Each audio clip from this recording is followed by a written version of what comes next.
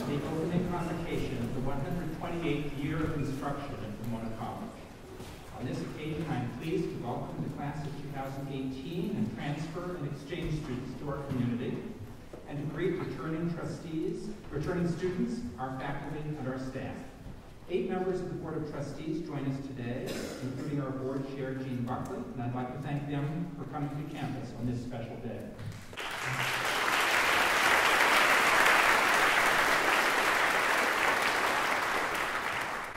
I call your attention to the prizes and awards listed on the back of your program as we join together to recognize the outstanding accomplishments of our students. The purpose of today's convocation is to celebrate beginnings and to join together to explore the goals of a Pomona education. This exploration will last throughout your years on campus and, I hope, throughout your lifetimes, since education does not end with the granting of a degree.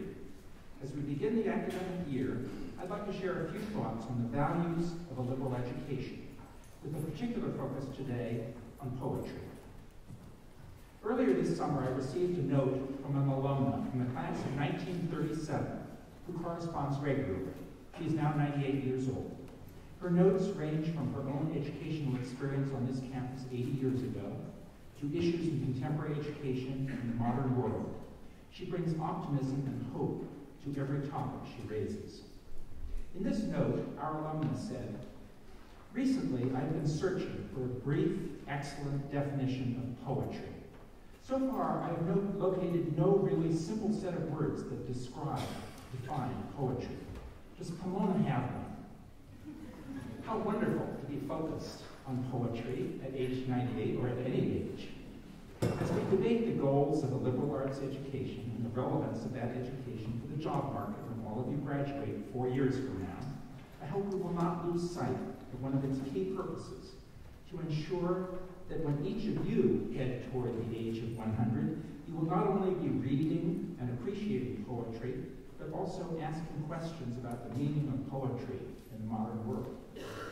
That appreciation of culture and questioning spirit are not easy to quantify or to use in rankings, but I hope poetry will be part of your Pomona experience.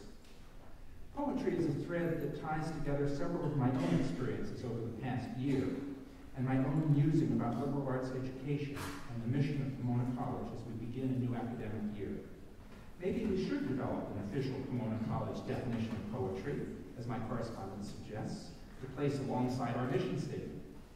In lieu of that, I looked for how some poets have themselves defined poetry. Shelley, a mirror which makes beautiful that which is distorted. Wordsworth, the spontaneous overflow of powerful feelings.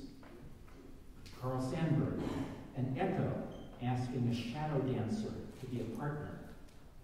Marianne Moore, the art of creating imaginary gardens with real toads. I wish I could have asked Hilary Gravendike for her thoughts on the definition, but sadly she is no longer with us. She was an assistant professor of English here at Pomona College who taught students both to read and to write poetry, but she passed away last spring at the tragically young age of 35.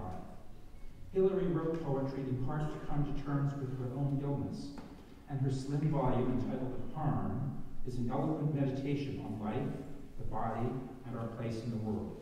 It reminds us that poetry is not only about beauty, but also about the painful and difficult parts of life. At Hilary's memorial service here last spring, right next door to this hall, her students read from her poems and from their own work in order to try to come to terms with a death that seemed incomprehensible. 2 days ago, the Los Angeles Times published a special 2-page section of opinionated poetry, submitted by a wide variety of readers on topics from politics to culture to war. It reminded us that poetry connects to social action and can help shape opinion and change the world. This is very much true of the poetry of our own professor of English, Claudia Rankin. In an interview last week published by the New Yorker magazine, Claudia spoke about her new book, Citizen, an American Lyric, to be published this October, which deals profoundly with race and racism in America. In the interview, she spoke of her visit to Ferguson, Missouri, and the difficult conversations she had with individuals responding to the killing of an unarmed black teenager, Michael Brown, by a police officer. She quoted the 1938 poem by Langston Hughes that has been downloaded tens of thousands of times since Brown's death, with its famous parenthetical line, "America never was America to me," suggesting that we still have a long way to go for the American dream to be open to all the people in this country. Claudia holds the Henry G. Lee Chair of Poetry at Pomona College, which honors another alumnus of the class of 1937, who served in World War II, took part in the Bataan Death March in the Philippines, and died while being transported to Japan. In the prisoner of war camp where Henry Lee was confined, he wrote poetry in a journal that was buried, found after the war, and published. For him, as for others, poetry was a way of trying to make sense of the world. Is there a deeper purpose to education than this?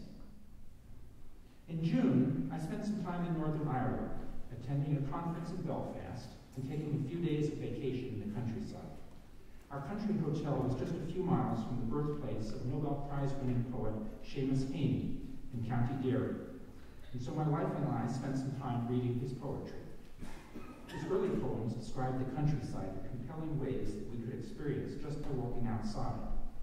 But many of his later poems dealt with the Troubles, which we learned about during our time in Belfast, the conflict between Protestant and Catholic extremists that led to years of violence. Heaney used poetry to try to come to terms with that difficult world as well, writing of bombs and guns and fear. In his Nobel Prize acceptance speech, he credits poetry with making possible a fluid and restorative relationship between the mind's center and its circumference, and making an order true to the impact of external reality and sensitive to the inner laws of the poet's being. So am I urging all 450 of you to take a course in poetry? That would overwhelm our literature faculty, but might be an interesting challenge for Pomona to respond to. Yes, I do think about that, but what I also urge is that you spend some time looking for the poetry in all of your experience in the next 4 years, whether it is in the science you study, the politics you engage in, or the friendships you make. And 80 years from now, when you yourselves turn 98, I hope you will look back on your Pomona education as having prepared you, like our alumni, to ask deep questions about poetry and about all of life. Let me close with some words from the late Maya Angelou's acclaimed poem, On the Pulse of Morning. Lift up your eyes upon this day breaking for you. Give birth again to the dream. Thank you.